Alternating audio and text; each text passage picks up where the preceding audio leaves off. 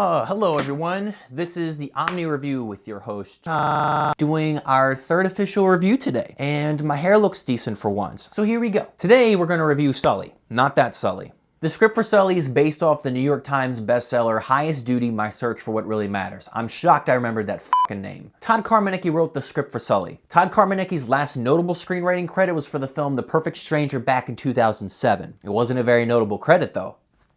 Sully is directed by Clint Eastwood. I'm pretty sure we all know who Clint Eastwood is at this point. He's an American director, producer, screenwriter, actor, old man cliche. With Sully, he's directed nearly 40 films. He's acted in 50 films and has been the lead role in 42 of those films. So this guy knows what he's doing. I mean, he is like 100 years old. Because of how prolific he is as a filmmaker, I definitely do think his filmography as a whole is kind of a mixed bag. But overall, I definitely do think he's done more good work than bad work. And there's several I can think of off the top of my head that I loved, including Mystic River and Letters from Iwo Jima. Now, he's also done a lot of biopics. He's made so many at this point that I feel like the Clint Eastwood biopic has become its own film genre. Like his filmography, I also think the biopics are a mixed bag as well. Although with his biopics, I definitely feel like there are more misfires. I mean, who can't forget the disappointment that was J. Edgar? That shitty makeup. Sully is based on the true life events of the airplane pilot Chelsea Sullenberger, who made an emergency landing on the Hudson River back in 2009, after both his jet engines failed from a bird strike. Fucking geese, man.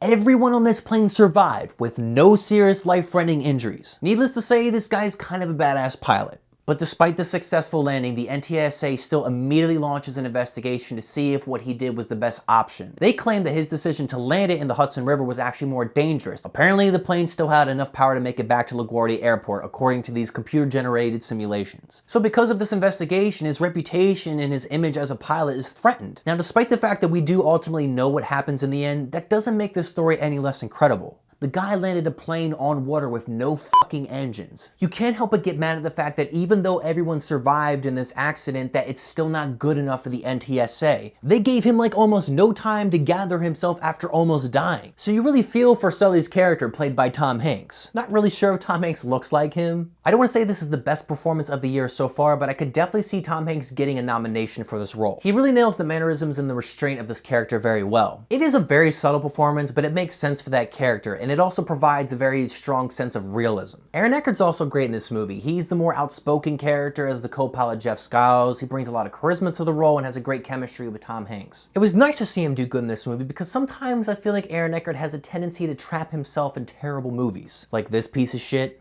I think overall the acting in this movie is pretty solid. Although I think there are some moments where there's some really terrible lines that come off just awfully. And I don't think that's because of the actors always. I think it's more of a writing issue. This movie tries to lighten the mood at times by having these characters deliver these very disarming jokes. When the better actors are doing it, it's not so bad, but when the lower tier actors are doing it, it almost always comes off as cheesy. These jokes are like the equivalent of Christian movie humor. They're that bad. And that sounds very uncharacteristic of any pro director like Clint Eastwood. But if you think about his recent movies in retrospect, you can say that Clint Eastwood's movies are often very melancholy and very somber. With these types of serious themes overshadowing the movie, it's very hard to shift to these positive moments and land them properly. And way too often, this humor just feels way too interjected and not earned. Clint Eastwood gives us just enough in this movie. It's very dependent on how great the story is, which is fine because it is a great story, but we already know how it plays out. Nothing extra was done to spice it up in any sort of way. There was an attempt at stylizing the structure of the story by making it non-linear, but to me, it still feels so bland. The subtlety weighs it down so much that all these great things that you're seeing ultimately feel very small in scale because of the way it was filmed. Sully was almost entirely shot with the Arri Alexa IMAX camera, like it was going to be some kind of IMAX spectacle. I didn't see the film in IMAX, but I still feel like the choice to use this camera wasn't necessary. Because the cinematography, while definitely good and crisp looking, doesn't really mean much when 85% of your film is nothing but dialogue and very plainly shot action scenes. You definitely get some really nice detailed flight sequences in this movie. The movie does a good job of making this plane look very claustrophobic. But beyond that, I don't think enough fresh things are done in the way it was filmed to make it really anything above average. The scene where the passengers evacuate the plane and go out into the freezing cold weather was clearly not shot in freezing cold weather. You could tell by the colorization of the water and how muddy it looked that it was not winter, which is fine because shooting that type of scene with that many actors in that type of weather could be potentially dangerous and very difficult. But to me, that still doesn't make it any less distracting when you know other directors would do a lot more to make that scene convincingly cold. Not just add fake CGI breath effects and call it a day. My other issue with this movie is why is there hardly any music? Now, if you knew me well enough, you would know that I prefer silence over music. I prefer important scenes to be silent so that I can absorb them properly. I hate movies that consistently rely on music to establish the tone and meaning of a scene. This is a bad movie that does this. F this movie.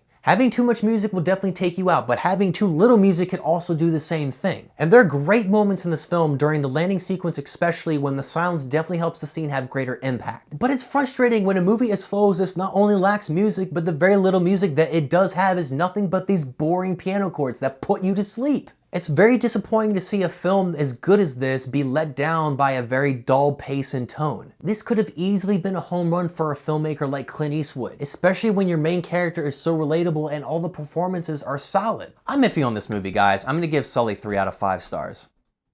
I definitely think some people enjoy this movie a lot more than I did, but if you want something with a little bit more spice and flavor, I might wait to rent this movie. Besides that, I think I'm done here. Am I done here? Be sure to tune in next week for my review of Blair Witch. I'm really looking forward to this movie. I know for a fact it's gonna be better than Blair Witch 2. Guys, thanks for watching this video. Definitely be sure to subscribe and like this video if you like what you see. Let me know if there's anything that you or your homie would like me to review because that's the right thing to do. Thanks again, guys. This is Josh signing off until next time.